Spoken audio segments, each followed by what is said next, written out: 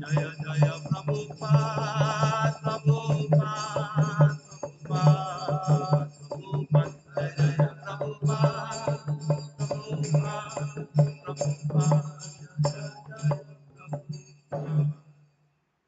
श्री जगन्नाथ बलदेव सुभद्रा महारानी की जय। श्री श्री राधा मदन मोहन की जय। श्री श्री राधा माधव की जय। श्री श्री गौरदाय की जय। जगत गुरु श्रील प्रभुपाद की जय। ग्रंथराज श्रीमद् भागवतम की जय। श्री श्री बलदेव विद्याभूषण तिरुवा दिवस की जय। गंगा माता गोस्वामी की जय। गंगा पूजा की जय। समस्त भक्तवृंद की जय। अनंत कोटि वैष्णव भक्तवृंद की जय।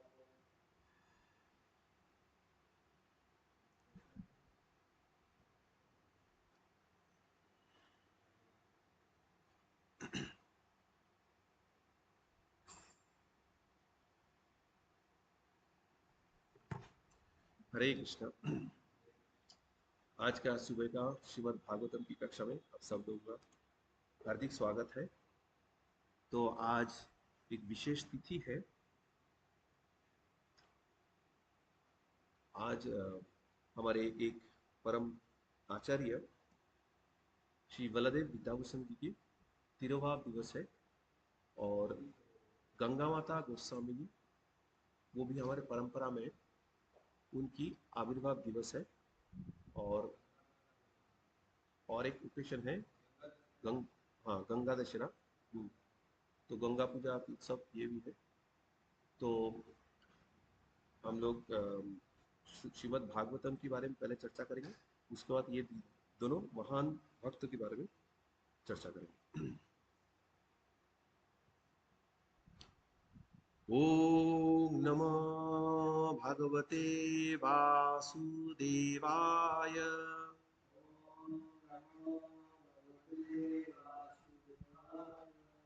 ओम नमो भगवते वासुदेवाय।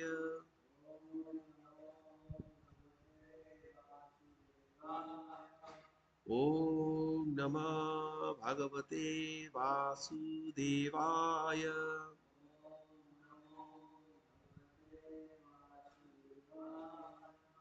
नारायणं नमस्कृत्य नरं चैव नरोत्तमं देवीं सरस्वतीं व्यासं ततो जयमुदीरयेत्। नष्टप्रायेषु अभद्रेषु नित्यं भागवत सेवया भगवते उत्तम श्लोके भक्तिर्भवति नैष्ठिकी।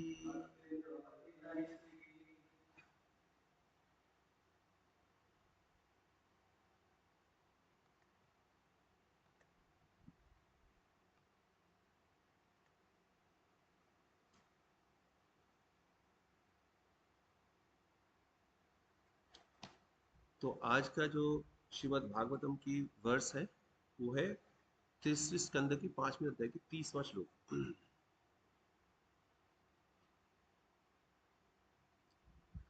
अहम तत्त्वादिकुर्वाण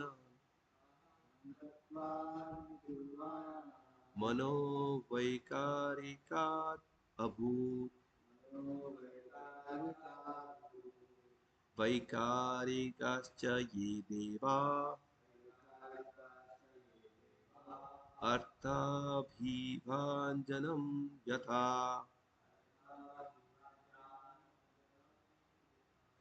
अहं तत्त्वादिकुर्वाण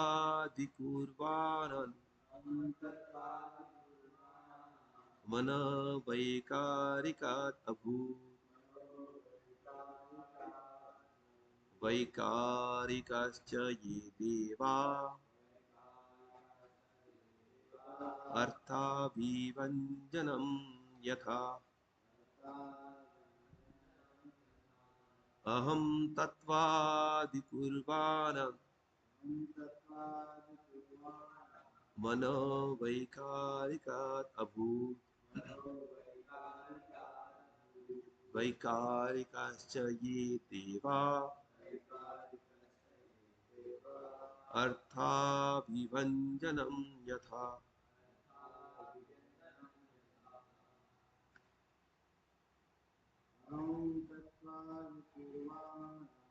अहं तत्त्वादिकुर्वाण मनोवैकारिकातमु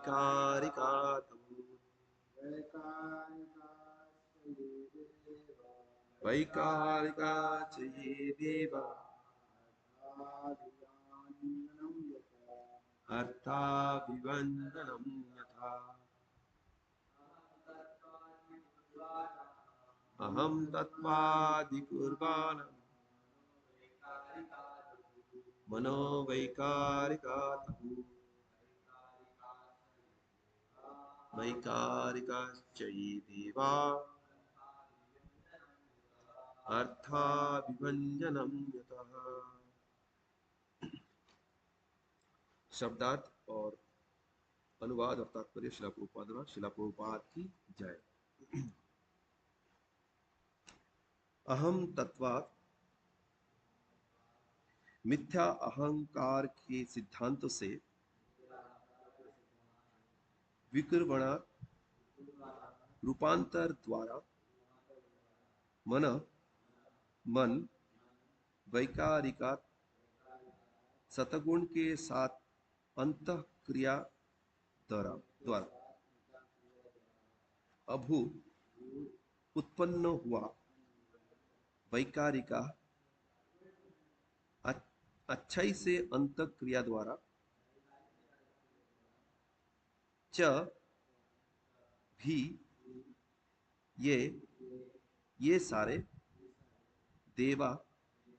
देवता अर्थ घटना संबंधी अभिव्यंजनम भौतिक ज्ञान यतः श्रोत। अनुवाद शिला प्रभुपाद द्वारा। शिला प्रभुपाद की जय। मिथ्या अहंकार सतगुण से अंतःक्रिया करके मन में रूपांतरित हो जाता है। सारे देवता भी जो घटना प्रधान जगत की नियंत्रित करते हैं उसी सिद्धांत अर्थात मिथ्या अहंकार तथा सत्वगुण की अंतःक्रिया के परिणाम है। तात्पर्य शिला प्रभुपाद द्वारा। शिला प्रभुपाद की जय। भौतिक प्रकृति के विभिन्न गुणों के साथ मिथ्या अहंकार की अंतःक्रिया घटना प्रधान जगत की समस्त वस्तुओं का स्रोत है।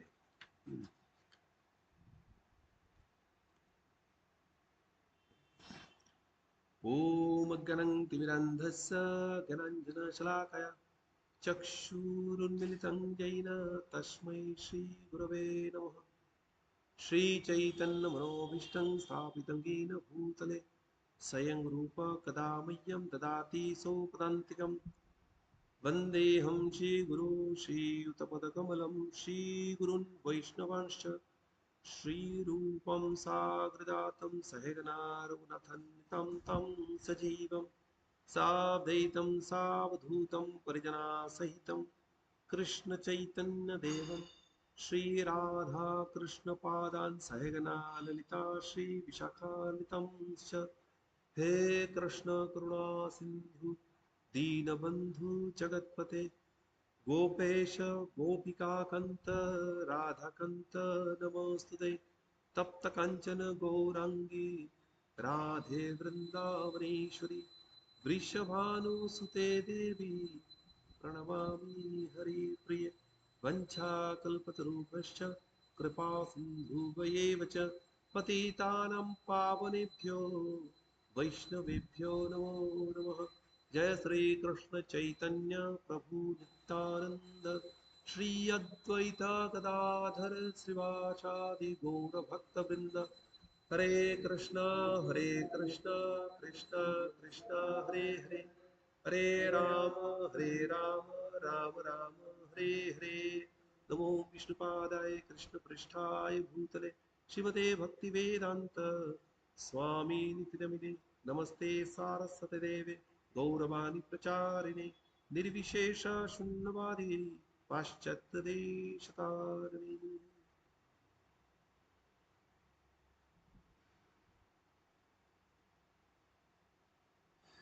हरे कृष्ण। जैसा कि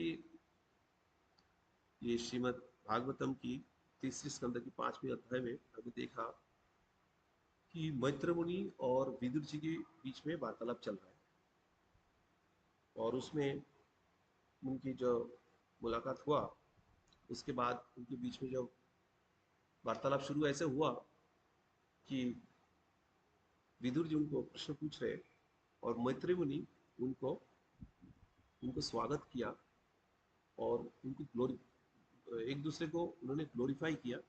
और उसके बाद मैत्री मुनि ने बिना कोई समय गवाए तुरंत वो क्रिएशन की टॉपिक जो है, सृष्टि की तत्व के बारे में बताना शुरू कर दिया, जो उनका प्रश्न था।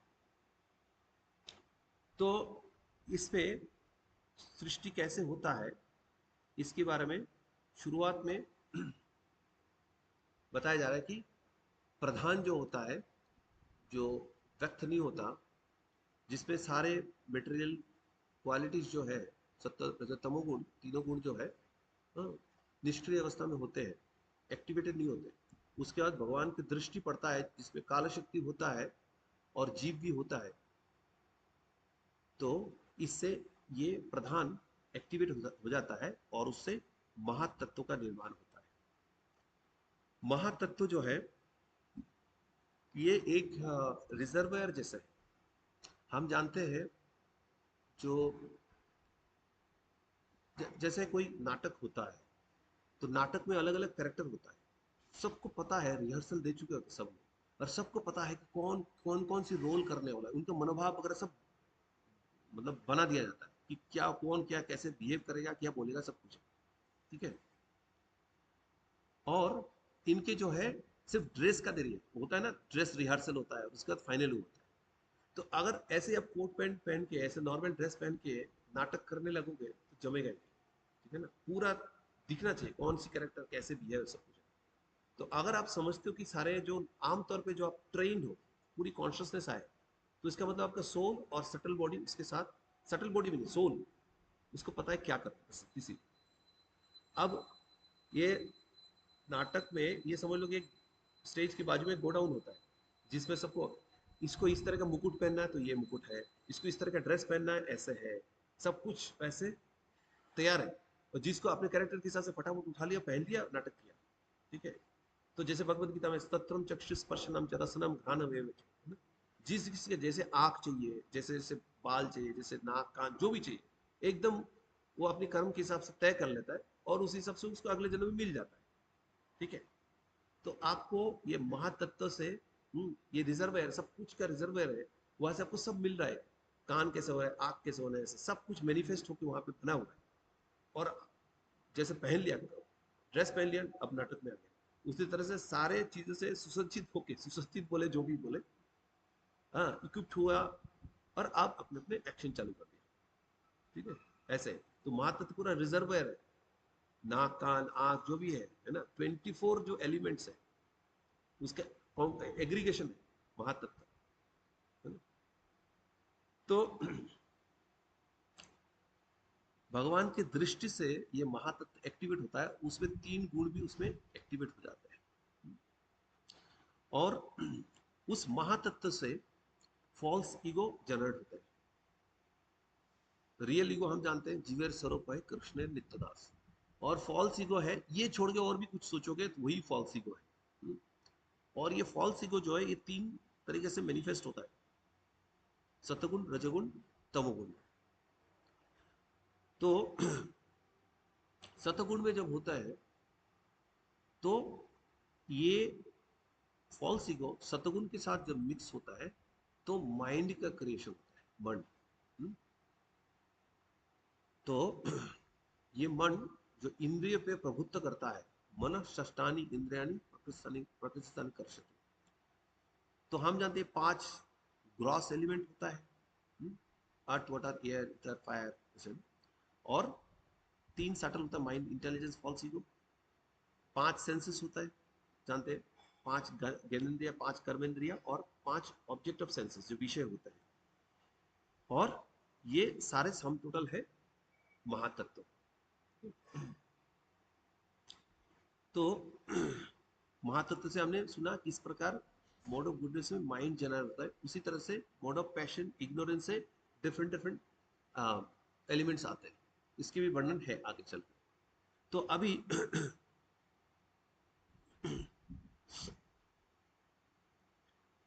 तो ये महातत्व के बारे में विशेष वर्णन दिया गया है कि अलग अलग तरीके से बताया गया कि महातत्व क्या है। जैसे हम सृष्टि के जानते हैं कि त्रिपाद विभूति और एकपाद विभूति जानते हैं, तो ये विशाल जो स्पिरिचुअल स्काई है उसके कोने में एक क्लाउड है जो मटेरियल वर्ल्ड का क्लाउड है। हाँ, वही क्लाउड में महातत्व स्थित है और वही से सारे मटेरियल क्रिएशन आते हैं। तो ये भी बताया गया है, ये जो महातत्व है ये और एक एंटिटीज का और एक डिफरेंट काइंड ऑफ एंटिटीज का स्रोत है। वो कौन है? वो डेमीगॉड्स है। तो डेमीगॉड्स में तो अलग अलग उपदेवता ये सब भी आते हैं, बट ये स्पेसिफिक डेमीगॉड्स है जो हमारे इंद्रियों को नियंत्रण करते हैं, वो सारे डेमीगॉड्स हैं। तो इंद्रियों को नियंत्रण करने वाला कौन डेमीगॉड्स है? जैसे सूर्य देवता है, हमारे आंखों को कंट्रोल करते हैं। अश्विनी कुमार है, हमारे नॉस्ट्रिल्स, नाक को कंट्रोल करते हैं।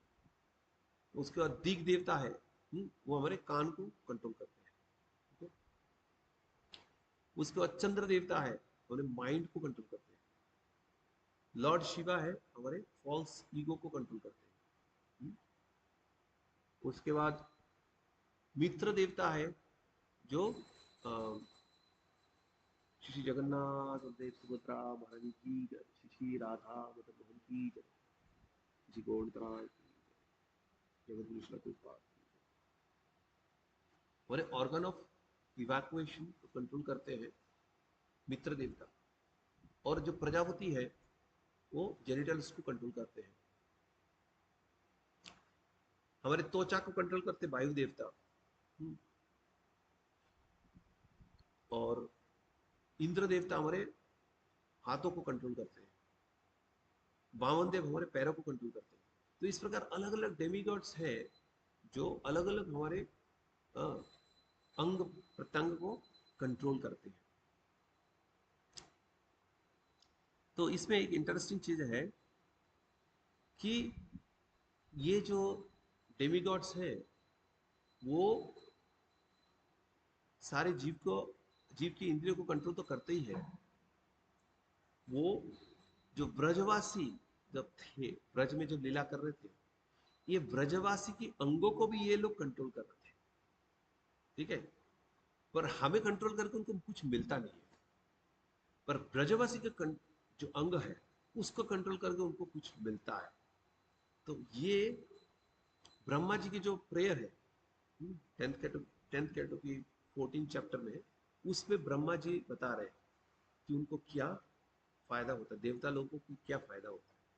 तो ब्रह्मा जी देवता लोग की तरफ से ये कह रहे हैं, यद्यपि वृंदावन की इन निवासियों के सौभाग्य की सीमा अकल्पनीय है, तो इनकी जो सौभाग्य है तो अकल्पनीय है।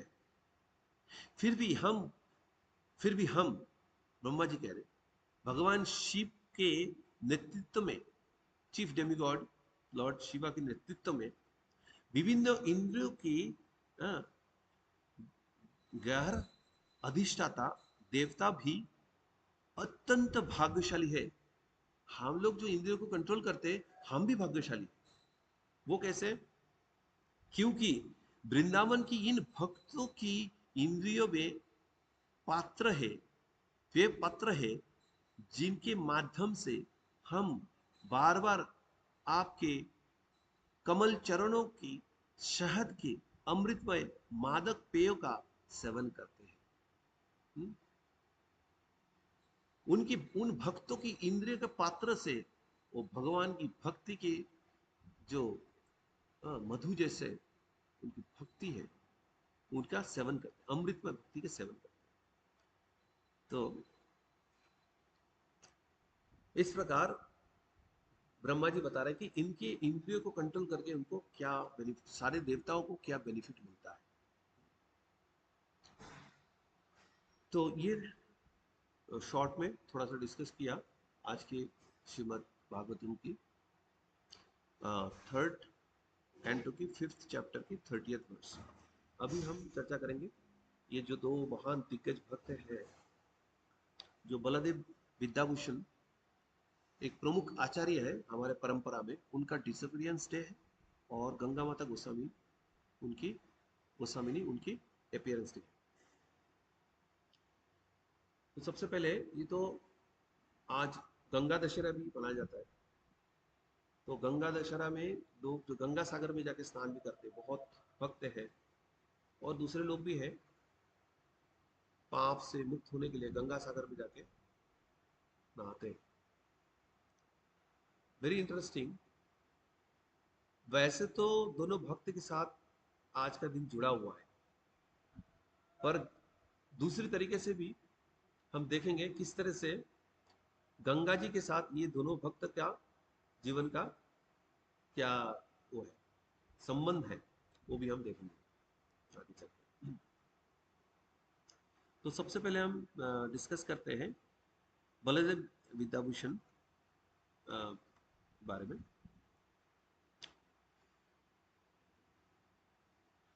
तो बलदेव विद्याभूषण हमारे परंपरा में एक प्रमुख आचार्य है। श्रीमद् भागवत गीता में शिला प्रभुपाद ने जो दो महान आचार्य के टीकाओं का आश्रय लिया है, वो उनमें से एक है बलदेव विद्याभूषण और दूसरा है विश्वनाथ चक्रवर्ती ठाकुर। और शिला प्रभुपाद ने श्रीमद् भागवत गीता को बलदेव विद्याभूषण के नाम पे डेडिकेट किया।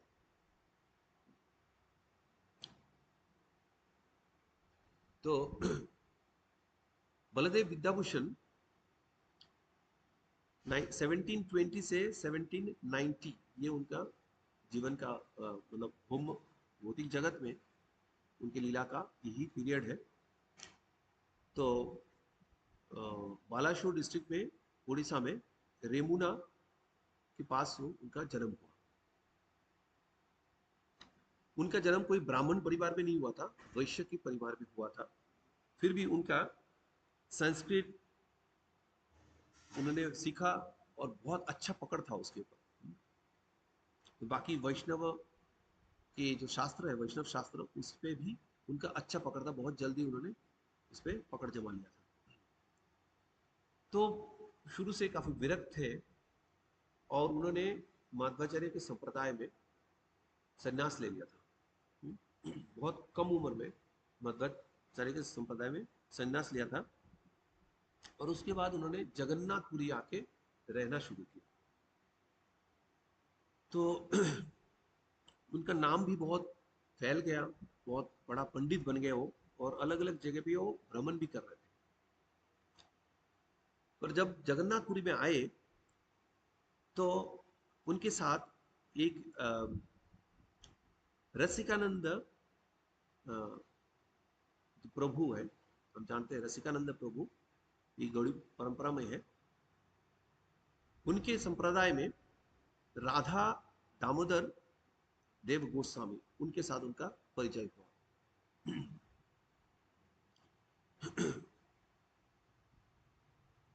तो उनकी जो टीचिंग्स है उससे वो बहुत प्रभावित हुए और उनसे उन्होंने दीक्षा ले लिया, और उन्हीं के अंडर में उन्होंने षट संदर्भ का अध्ययन किया। चैतन्य महाप्रभु की ग्लोरी के बारे में सुना उनसे। तो उसके बाद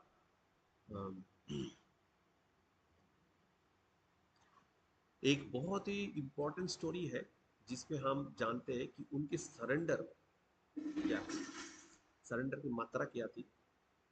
तो इसके बारे में बहुत एक इंटरेस्टिंग स्टोरी है। तो जैसे कि हम जानते हैं 4 संप्रदाय है, उनमें से एक संप्रदाय है श्री संप्रदाय। तो श्री संप्रदाय की एक डिवीजन है नॉर्थ इंडिया में, एक तो साउथ इंडिया में, एक डिवीजन नॉर्थ इंडिया में, और रामानदी जो संप्रदाय, तो हनुमान जी को बहुत वो करते थे। तो ये रामानदी संप्रदाय जो है वो जयपुर में, पहले तो अजमेर में जयपुर के राजा लोग रहते थे, बाद में अजमेर से जयपुर में उनकी राजधानी शिफ्ट हुआ। तो महाराज जय सिंह बहुत कम उम्र में 1699 में उनके पिता की देहांत के बाद वो राजा बने 11 साल की उम्र में, महाराजा जय सिंह। तो बहुत ही धर्मप्राण व्यक्तित्व थे, उनकी दरबार में बहुत सेंटली पर्सन्स रहते थे। तो ये रामानंदी लोग भी, लोगों का भी उनके ऊपर काफी प्रभाव था, वो लोग वहां पर रहते थे। तो ये लोग क्या कर रहे थे, जो गौड़ीय वैष्णव समाज की जो भक्त लोग हैं इनको थोड़ा नेग्लेक्ट करते थे। गोविंद देव का डीटी जो वहां पे गया, तो गोविंद देव का बहुत अच्छी तरह से पूजा होता, और ऑब्वियसली गोविंद देव के साथ राधा रानी की पूजा होती। तो इन लोगों ने ऑब्जेक्शन खड़ा कर दिया। इन लोगों ने बोला, ये देखो दो ऑब्जेक्शन है हमारे। एक ऑब्जेक्शन तो ये है, ये गौड़ीय परंपरा जो है इनको हम मान्यता नहीं देते, क्योंकि ये जो वेदांत सूत्र है, वेदांत सूत्र के हर एक संप्रदाय में एक प्रामाणिक टीका है, और एक ही गौड़ीय संप्रदाय में है, इसमें कोई प्रामाणिक ऐसा कोई टीका नहीं। तो इसलिए हम इस संप्रदाय को स्वीकार नहीं करते, मान्यता नहीं देते। अब चैतन्य महाप्रभु को हम जानते हैं कि उन्होंने ये शिक्षाष्टकम छोड़ के और कुछ इतना रचना करने के बारे में सोचा ही नहीं। वो भले ही भगवान है, पर पूर्वतन आचार्य को फुटस्टेप्स को फॉलो करते थे।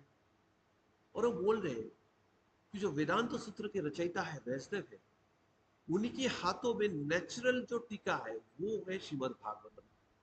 और जब श्रीमद् भागवतम हमारे पास इसी परंपरा में टीका प्राप्त है, तो हमें अलग से टीका रचना करने की क्या आवश्यकता है, यही हमारे प्रामाणिक टीका। इसलिए उन्होंने कोई टीका की रचना नहीं किया। अब ये लोग इस बात को स्वीकार नहीं कर रहे थे, तो इस बात पे बहुत बवाल हो गया। तो ये उनके एक प्रॉब्लम थी। दूसरी प्रॉब्लम ये थी कि ये कह रहे थे कि शास्त्रों में तो, ये वेदों में तो राधा रानी का कोई वो नहीं है, उल्लेख ही नहीं है, तो इसलिए हम उनको मानते नहीं है। तो इसलिए ऐसे है कि एक तो राधा रानी, गोविंद जी के पास राधा रानी ये हम नहीं मानते, इनको हटाओ। राधा कृष्ण की पूजा नहीं मानते क्योंकि उनका उल्लेख नहीं है शास्त्र।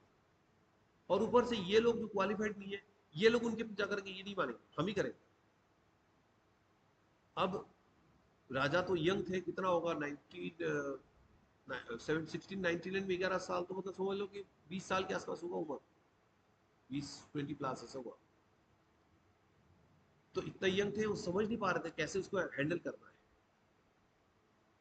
तो अभी स्टॉप गैप सॉल्यूशन के हिसाब से उनको देखो इतनी बड़ी बात, राधा गोविंद बोलते हैं हम, राधा रानी को उनको अलग करना पड़ा इनकी बातों को मानने के लिए। पर ये वैष्णव थे, तो उन्होंने क्या किया, मैसेज भेजा शिला विश्वनाथ चक्रवर्ती ठाकुर को, जो बहुत ही प्रामाणिक गुरु थे वृंदावन में। तो चक्रवर्ती पाद, उनकी उम्र काफी एडवांस हो गया था, तकरीबन 66 ऐसा कुछ उम्र हो गया था, एडवांस एज। तो उन्होंने बोला कि मैं तो अभी जा नहीं सकता, तो मेरे भक्त, बहुत ही सुयोग्य भक्त है बलदेव विद्याभूषण, ये जाएगा मेरे तरफ से, ठीक है। तो बलदेव विद्याभूषण गए और ये सारे रामानंदी से मिले, भिड़े, और उनको उनके सामने अकट्ठ तर्क प्रस्तुत किया। पर कितना भी तर्क प्रस्तुत करे, उनको एकदम चुप करा दे, फिर भी ये बात मानने के लिए तैयार नहीं। बोल रहे आपके पास तो कोई ऐसे प्रामाणिक कोई टीका है ही नहीं वेदांत सूत्र के, इसलिए आप नहीं मानते। तो इस बात पे वो बहुत परेशान हो। तो उसके बाद वो गोविंद देव के पास आए, आके सारे कहानी बताए उन्होंने और उनसे कृपा की याचना की। उसी रात गोविंद देव सपने में आए, तो उन्होंने बोला देखो तुम ऐसा करो, टीका की रचना शुरू कर दो, मैं तुम्हें डिक्टेट करूंगा, तुम टीका लिखो और इस प्रकार टीका का रचना हो जाएगा।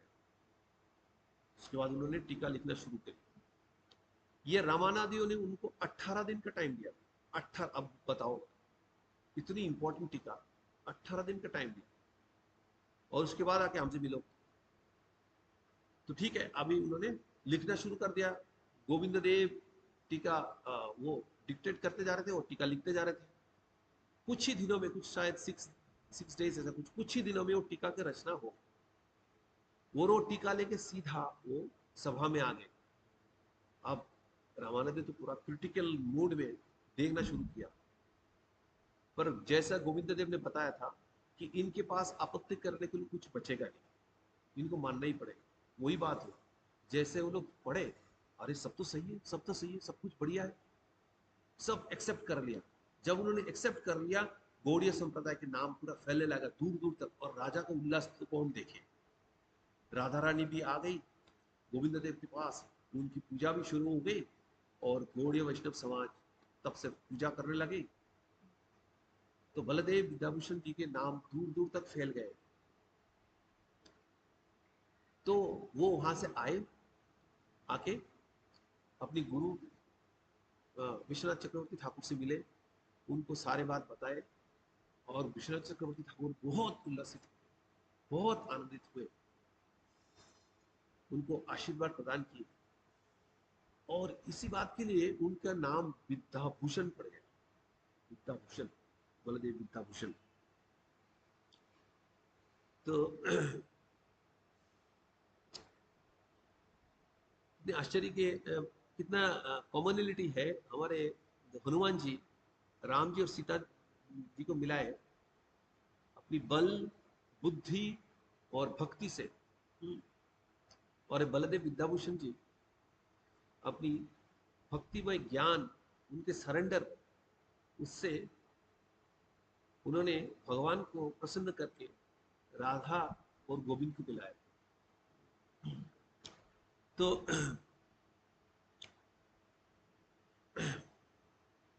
बलदेव विद्याभूषण जी की जो रचना है, ये भाष्य जो रचना किया गोविंद देव से डिक्टेशन लेके, इसको कहते हैं गोविंद भाष्य। ये गोविंद भाष्य तब से माना जाता है, ये प्रामाणिक टीका है गौड़ीय संप्रदाय के लिए, अपार्ट फ्रॉम श्रीमद् भागवतम।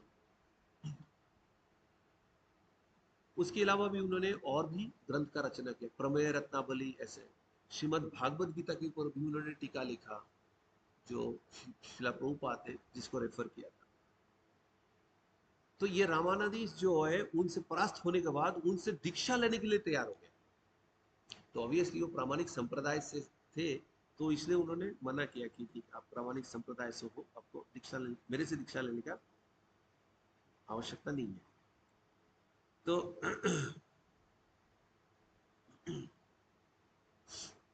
इस प्रकार उन्होंने जब विजय पाया रामानंद के ऊपर, तो उनके डीटी विजय गोविंद के उन्होंने पूजा शुरू किया।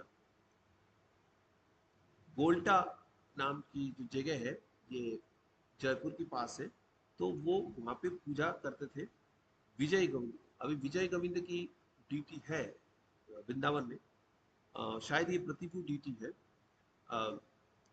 तो विजय गोविंद का पूजा तब से शुरू हुआ। और ये राधा श्याम सुंदर जो डीटी है, वो डीटी की भी इंस्टॉलेशन बलदेव विद्याभूषण जी ने किया था। तो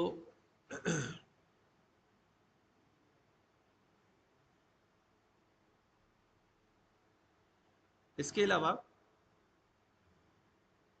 इनके बारे में जो कहा जाता है कि बलदेव विद्याभूषण उनके, he was very very surrendered to Vishwanath Chakravarti Thakur, very very surrendered,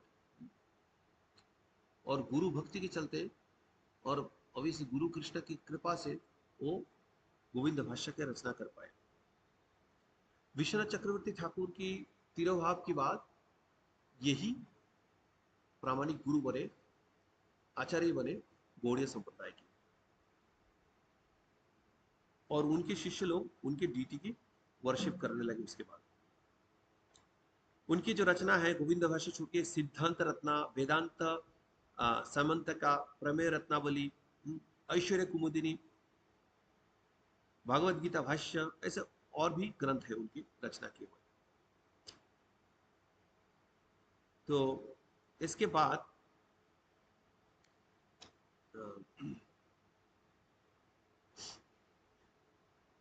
अभी जो मैंने पहले बताया था गंगा जी के साथ उनके रिश्ता, तो एक बहुत ही सुंदर जगह है वहां पे गंगा नदी मिराकलसली अपियर हुए थे एकदम से। वहां पे गंगा नदी आसपास दूर दूर तक नहीं है, एक पत्थर से उपस्थित हुए और उससे वाटरफॉल बने थे, ये जो विजय प्राप्त किए थे उसके बाद से। तो उसके बाद अंत में वो रिटायर हो गए थे और वृंदावन चले गए थे और वृंदावन में शेष जीवन वहां पे बिताए थे। और जो परंपरा चले आए थे, परंपरा इस प्रकार थे कि बलदेव विद्याभूषण जो विश्वनाथ चक्रवर्ती के डिसाइपल थे, बलदेव विद्याभूषण से उद्धव दास बाबा जी आए थे, उनके डिसाइपल उद्धव दास।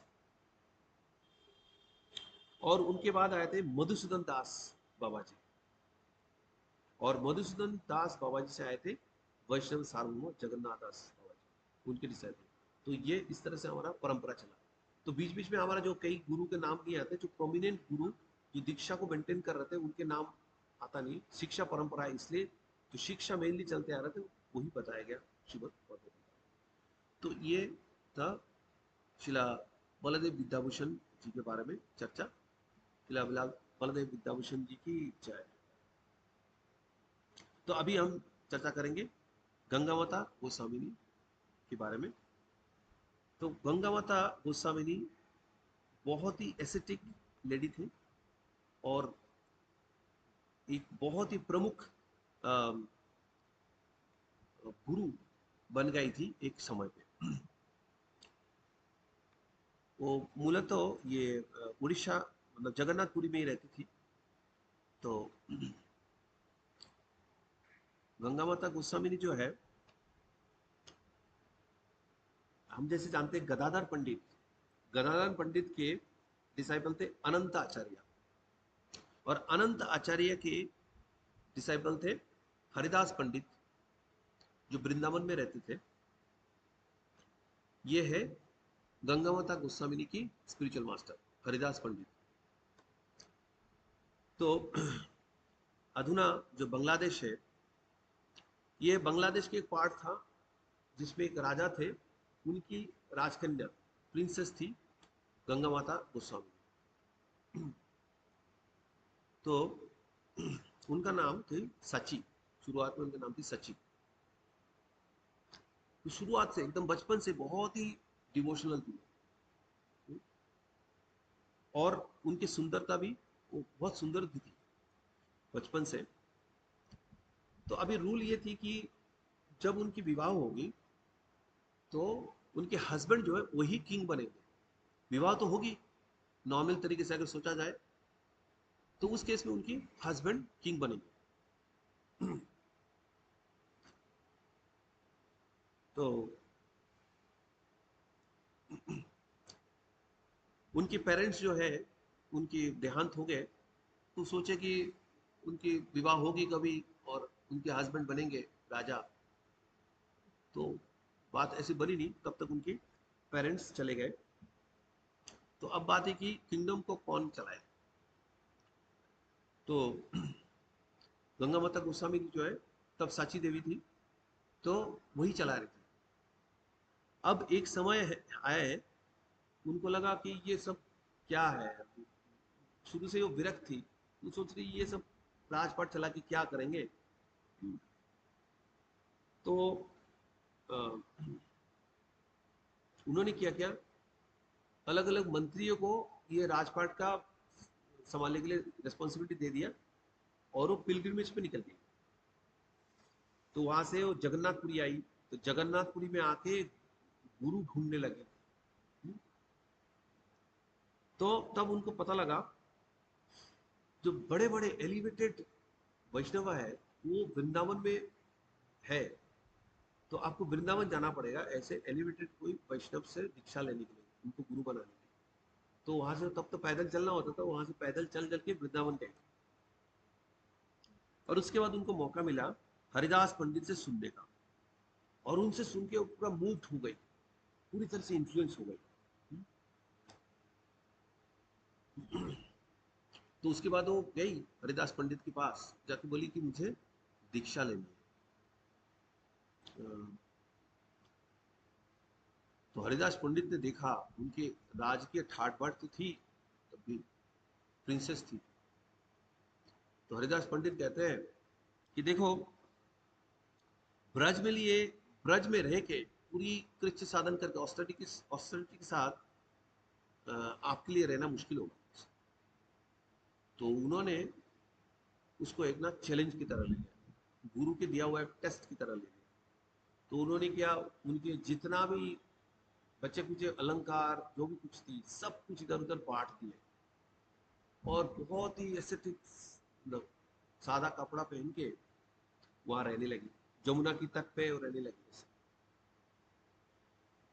तो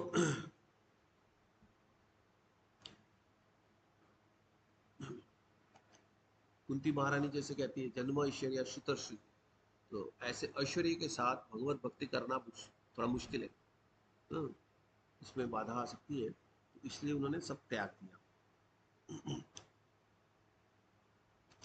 तो हरिदास पंडित से जब बाद में मिलने गई, तो हरिदास पंडित कहते हैं कि अगर आप ऐसे ही रहते हो तो मैं बाद में आपको दीक्षा देने के बारे में सोच सकता हूँ।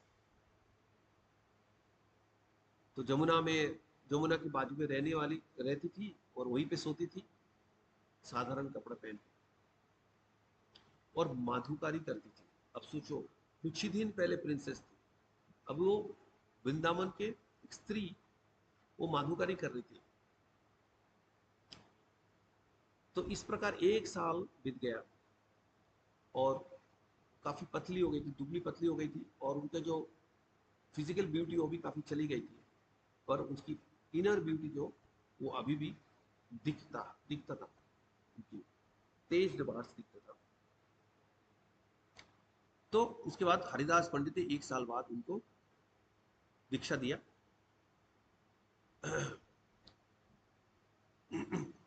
तो उनके अंदर जो स्पिरिचुअल एक्विन थी, शास्त्रों पे पकड़ थी, और गुरु से बहुत ध्यानपूर्वक सुनती थी, तो इसलिए क्या हुआ, बहुत जल्दी वो खुद ही भागवतम की क्लास देने लगी। उस समय और एक माता जी, भगवान कैसे कैसे अरेंजमेंट करते हैं, रूममेट भी जुगाड़ते हैं।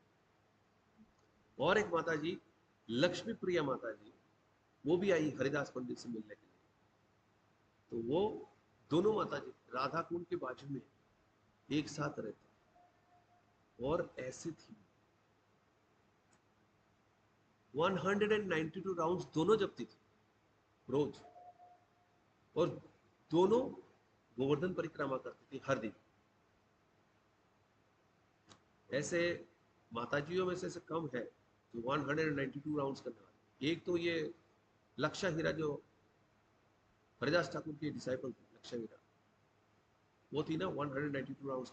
और एक था महाराज, जो बंगाल में नरसिंह समथिंग था, उनकी पत्नी, जो नरोत्तम दास ठाकुर से लड़ने गए थे ये लोग, नरोत्तम दास ठाकुर ने हराने के बाद वो राजा वापस आए थे, उसके बाद अपनी पत्नी को लेकर दोबारा गए, पत्नी ने भी दीक्षा ली, वो पत्नी, जो राजा की पत्नी, वो भी 192 राउंड्स चढ़, है ना। तो ऐसे उनके अच्छे दिन चल रहे थे।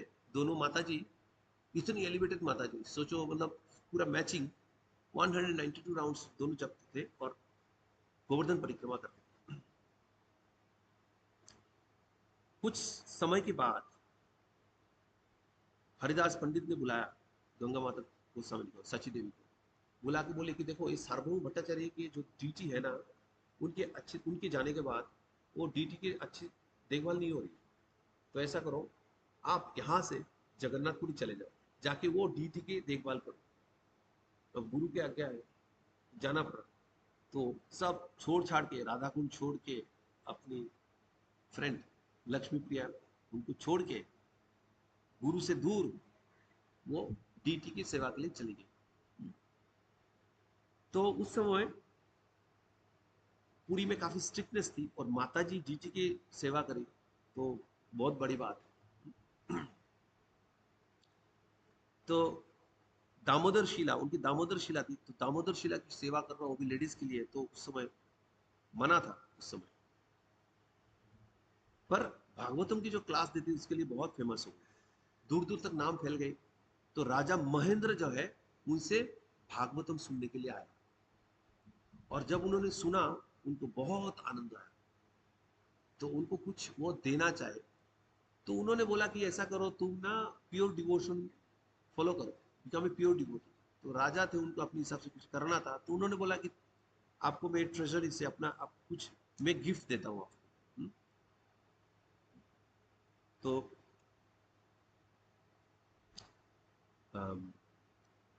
उसके रात, उस दिन रात को क्या हुआ,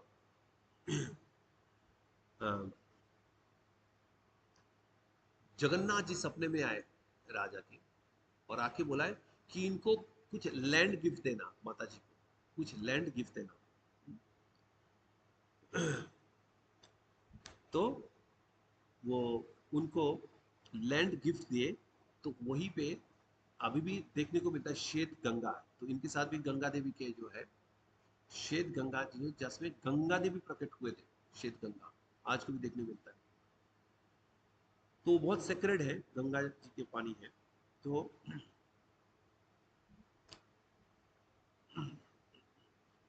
तो जब ये प्रेजेंट वो देना चाह रहे थे तो वो बहुत रिलैक्टेंट थी, लेना नहीं चाह रही थी, बट जगन्नाथ जी के आदेश है तो उन्होंने ये उनसे गिफ्ट लिया।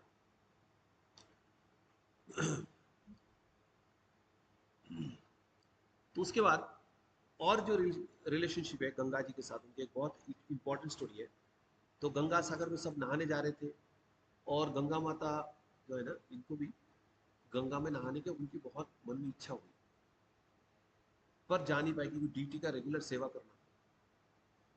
तो उसी रात को गंगा देवी गंगा उनके सपने में आए, आके बोले कि आपकी इच्छा पूरी हो जाएगी, चिंता मत करो, आपकी इच्छा मैं पूरी कर दूंगा। तो आप ऐसा करो, श्वेत गंगा में जाके आप स्नान करो। बोले ठीक है, घर के पास में कर लेते। तो उन्होंने किया क्या, श्वेत रात की थोड़ा जब एकांत में जाके श्वेत गंगा में जाके डुबकी लगाई। अब क्या हुआ, श्वेत गंगा में जैसे बाढ़ जैसे आ गई, वो गंगा वहां से यहाँ पे प्रकट होके उसमें बहुत बड़े बड़े वेव्स आने लगे, इतनी वेव्स कि उनको पूरा वेव्स उठा के ले गए और जगन्नाथ जी के टेम्पल के अंदर ले गए उनको। और उनको अंदर सुनाई दे रहे थे, लोग गंगा सागर में जैसे प्रेयर करते ना, थाउजेंड्स ऑफ लोग खड़े होकर सब प्रेयर कर रहे, मतलब उनको गंगा सागर की पूरी एटमोस्फियर मिल गई वहां पे जगन्नाथ टेम्पल के अंदर। अब गार्ड लोग सोच रहे हैं यहाँ पे तो कुछ हलचल मच गई, क्या है, सारे गेट बंद है, फिर भी यहाँ पे क्या चल रहा है। उनको लगा, तो वो अपनी जो चीफ गार्ड है उनको जाके बोले, वो वहां से जाके राजा को जाके बोले, राजा तक बात पहुंच गई। तो राजा वहां से आए, आके मिले, देखे कि मंदिर के अंदर और तो कोई नहीं है, गंगा माता जी है। तो बोले गंगा माता यहाँ पे कैसे आ गई। तो ये जो जगन्नाथ जी को अलग अलग ज्वेलरी वगैरह दे के रखे ना, ये एक चोरी करने की इच्छा होगी मन में, इसलिए आए वो। तो बाद में सोचे नहीं नहीं, वो तो ऐसे ठीक है, इनके मन में क्या ऐसे होगा। तो बोला ठीक है, इसके विचार होगी, और जब तक विचार होगी उनको जेल में बंद कर दो। तो उनको जाके जेल में बंद कर दो। इस बात पे जगन्नाथ जी को बहुत गुस्सा आया। जगन्नाथ जी सपने में आए, राजा के सपने में आए, बोला कि बहुत अपराध किया आपने, ये मेरा पूरा अरेंजमेंट मेरा था, आपने उनको जाके जेल में बंद कर दिया। तुरंत जाके उनको छुड़वाओ, उनसे माफी मांगो और उनसे दीक्षा लो। भगवान बता रहे, उनसे जाके दीक्षा लो। तो उसके बाद वो आके गंगा माता साची देवी से आके क्षमा याचना किए, और उन्होंने उसके ऊपर हाथ रखा, उनको दीक्षा दिया। तब से उनके नाम पड़ गई गंगा माता गोस्वामी। तो एक बार एक ब्राह्मण आया उनके पास, उनके स्पिरिचुअल टीचिंग सुनने के लिए। और वो आके गंगा माता से दीक्षा ग्रहण किया। और और एक ब्राह्मण ऐसा था जयपुर में, राजस्थान में, मिस्टर शर्मा था कुछ नाम। तो उनके एक डीटी था रसिक राय। तो वैसे ही भगवान ने सपने में दिखाया कि तुम राजस्थान से जाओ पुरी में, जाके गंगा माता जी को, ये डीटी रसिक राय डीटी सबको पूजा करने के लिए, मैं उनका पूजा पाना चाहता हूँ। तो चल चल पड़ा, जाके गंगा माता जी को बोले। तो गंगा माता कहती है कि देखो, मैं तो मधुकारी करती हूँ अभी भी, मेरे पास कोई मीन्स नहीं है डीटी को पूजा करने के, तो मैं नहीं ले सकता। तो बोला देखो देखो, ऐसा है, जगन्नाथ जी भगवान ने ऐसे ऐसे, तो मान नहीं रही थी। तो उसने देखा ऐसा है, उसने ना तुलसी के जो उनके वो होता है पेड़ थे वहां पे, तुलसी वन में, वहां पे छोड़ के चले गए। बाद में भगवान ने सपने में माता जी को बताया कि ऐसा देखो, मेरे को बहुत भूख लग रही है, कुछ तो अरेंजमेंट करो। तो क्या करे माता जी, कुछ तो बनाई, बना के उनको ऑफर किया, और तब से वो गंगा माता की सेवा लेते रहे रसिक राय। एंड में बहुत दिन तक बहुत सुंदर रूप से वो तकरीबन 12 घंटा, 12 आवर्स उनकी डेटी वर्शिप ये सब पे चलता। तो एंड में जाके वो बोलती कि मेरे से और नहीं हो पा रही है, आप देख लो ऐसे। फिर भी भगवान बता रहे कि देखो ऐसा है, कुछ दिन और कर लो, कुछ दिन और मेरा सेवा कर लो, ऐसा ऐसा। तो ऐसे कर करा के एंड में गंगा माता जी जो है, जब उन्होंने शरीर छोड़ा, तो उसके बाद उनके जो डिसाइपल लोग वो रसिक राय की सेवा करते रहे। अभी भी रसिक राय डीटी है, और गंगा माता जी का समाधि भी उधर ही है, श्वेत गंगा के पास में। तो ये गंगा माता गोस्वामी जो है, उनके नाम बहुत दूर दूर तक तो फैल गया था, और बहुत हजार हजार लोग आके उनसे दीक्षा ले रहे थे। तो इतना प्रोमिनेंट गुरु बन गए थे उस समय। तो वैसे महान भक्त थी गंगा माता गोस्वामी, जिनके आज ये पेरेंट्स डे है। तो ये जो गंगा माता गोस्वामिनी हमारे परंपरा में है, और जो बहुत एस्थेटिक है, और जब भगवान को अपनी डीटी वर्शिप की सेवा से तुष्ट की थी। और सिर्फ इतना ही नहीं, श्रीमद् भागवतम की जो कक्षा लेती थी, उससे वो कितने भक्तों को जोड़े इस प्रकार, और कितने भक्तों को दीक्षा दी, उनको कृपा प्रदान की। ऐसे महान भक्त गंगा माता गोस्वामी, और हमारे महान आचार्य बलदेव विद्याभूषण, जो गोविंद भाष्य की रचना करके ये गौड़ीय परंपरा को दोबारा री एस्टाब्लिश किया, राधा रानी की पूजा गोविंद जी के साथ दोबारा करने की परंपरा का चालू किया। ऐसे महान दो दिग्गज भक्त की कृपा की चाचना करते हैं।